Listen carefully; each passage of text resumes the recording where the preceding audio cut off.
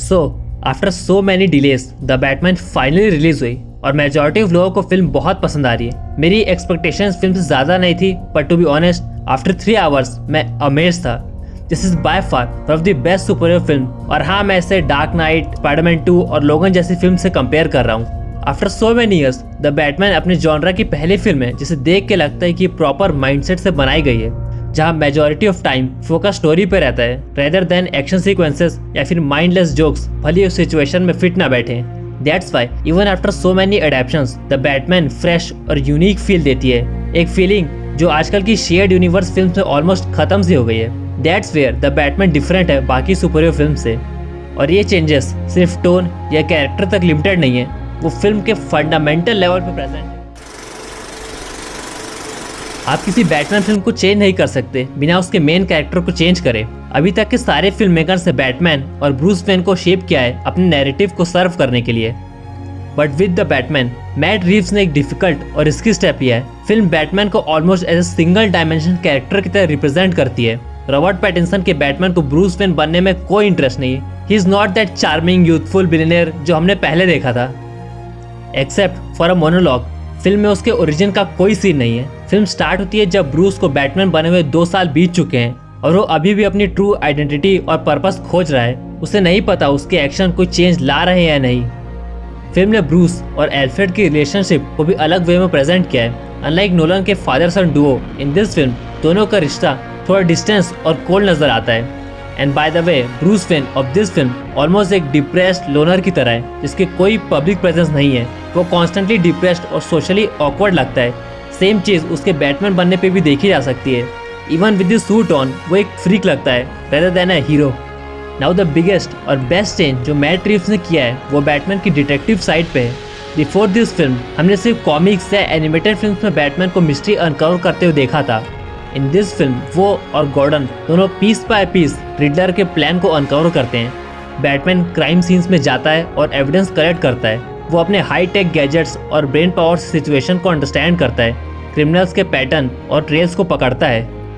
This Batman is smart, और smart से मेरा मतलब रियल स्मार्टनेस से है। You see most of the other superheroes including पुराने बैटमैन सिर्फ स्पेसिफिक मूवमेंट्स पे अपनी स्मार्टनेस शो करते थे। ऑन द अदर हैंड ये बैटमैन ऑफन रूम का सबसे स्मार्टेस्ट गाय रहता है। वो अपने डिटेक्टिव हंचेस और इंट्यूशन से मिस्ट्री अनकवर करता है। एंड ऑफ कोर्स चेंजेस सिर्फ बैटमैन तक सीमित नहीं है। गॉथम सिटी अपने ओपनिंग शॉट से एक डार्क प्लेस का फील देती है। फिल्म की अंडर एक्सपोज सिनेमेटोग्राफी और डार्क कलर ग्रेडिंग इस मूड को और एलिवेट करा है। यहाँ क्रिमिनल्स भी बाकी फिल्म से अलग हैं। रिमेंबर दैट बैटमैन को सिटी में 2 साल हो चुके हैं, पर फिल्म के एंट्री शॉट में ही गैंग मेंबर्स उसे पहचानते नहीं है। The same thing club scene में भी देखी जा सकती है। नॉट ओनली क्रिमिनल्स उसे पहचानते नहीं है, इवन द मॉब बॉसेस जो उसे जानते हैं उसका नाम सुनने पे डरते नहीं है। ये कंफर्म करता है इस बात को कि ये बैटमैन एक ट्रू विजिलेंटी है जो रेयरली किसी की नज़र में आता है। फिल्म में क्राइम ऑर्गेनाइजेशंस का रिप्रेजेंटेशन भी बाकी फिल्म से अलग है। इन most of the super hero film villains usually hero के लिए एक पर्सनल थ्रेट होते हैं, बट ये रिप्रेजेंटेशन रियल फील नहीं होता। The Batman on the other hand crime के डॉग ईट डॉग वर्ल्ड का सही रिप्रेजेंटेशन देती है।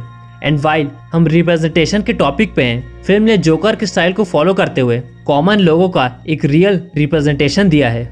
You see in most of these films common लोगों को बस क्राइम और करप्ट पॉलिटिशियन का एक विक्टिम दिखाया जाता है।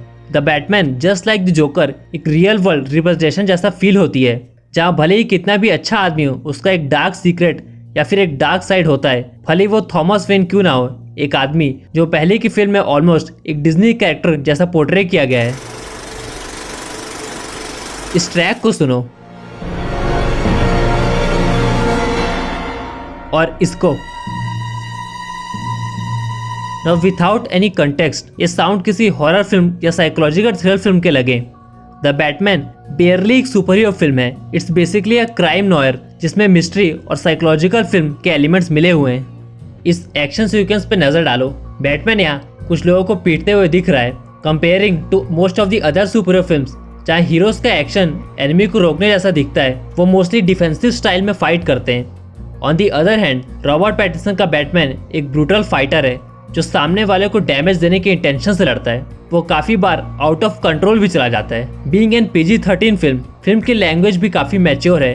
कुछ वर्ड्स इधर उधर और ये इजिली एक R-rated फिल्म हो सकती थी, जस्ट लाइक द जोकर। ये बात फिल्म के ब्रूटल एक्शन के बारे में भी कही जा सकती है। अभी तक मैं जितने भी पॉइंट्स डिस्कस किए वो सब क्रिएटिव डिसीजंस हैं जो डायरेक्टर और राइटर्स ने लिए हैं, एंड दीज डिसीजंस ने फिल्म को एक ऑलरेडी ओवर सैचुरेटेड जॉनरा में एक फ्रेश फीलिंग दी है। आज के ज़माने में जहां most of the super hero films एक दूसरे की मिरर इमेजेस लगते हैं, इवन डायरेक्शन और सिनेमेटोग्राफी जैसे डिपार्टमेंट में द बैटमैन एक फ्रेश, एक यूनिक, एक पर्सनल फिल्म है। फिल्म का हर एक शॉट, हर एक फ्रेम में एक पर्सनल फील है। डायरेक्टर मैट रीव्स ने एक अमेजिंग जॉब की है डिटेक्टिव क्राइम स्टोरी को स्क्रीन में लाने में। कितनी ही फिल्म में आपने ऐसा कुछ सीन देखा है जहां मेन एक्शन बैकग्राउंड में हो रहा हो और हम एज एन ऑडियंस बस उसके एक ब्लरी रिफ्लेक्शन देख रहे हो, या फिर एक एक्शन सीक्वेंस जहां लाइट का सोर्स बस गनशॉट्स है। डेविड फिंचर की फिल्म्स का द बैटमैन पे एक मेजर इन्फ्लुएंस है। फिल्म के कई सीन सेवन और ज़ोडिएक जैसी फिल्म से इंस्पायर्ड हैं। फिल्म में कई जगह डेविड फिंचर से इंस्पायर्ड डायरेक्शन भी देखने मिलता है। फिल्म की विजुअल लैंग्वेज जॉनरा की बाकी फिल्म से डिफरेंट है और अपनी स्टोरी और स्क्रीन प्ले को पूरी तरह जस्टिफाई करती है। फिल्म बाकी के DC यूनिवर्स से कोई कनेक्शन शेयर नहीं करती और मैट रीव्स ने इस बात का फ़ायदा उठाते हुए एक अलग और यूनिक फिल्म बनाई है जो शेयर्ड यूनिवर्स में शायद ही देखने मिलती। द बैटमैन पहली फिल्म है जिसने बैटमैन की डिटेक्टिव साइड को पोर्ट्रे किया है। फिल्म एक स्ट्रेट फॉरवर्ड एक्शन थ्रिलर से कई ज़्यादा है और अपने टाइटल द बैटमैन को पूरी तरीके से जस्टिफाई करती है। वेदर यू लाइक इट और नॉट, द बैटमैन अपने जॉनरा की एक यूनिक फिल्म है और आने वाली फिल्म्स के लिए एक अच्छा ब्लूप्रिंट भी साबित हो सकती है।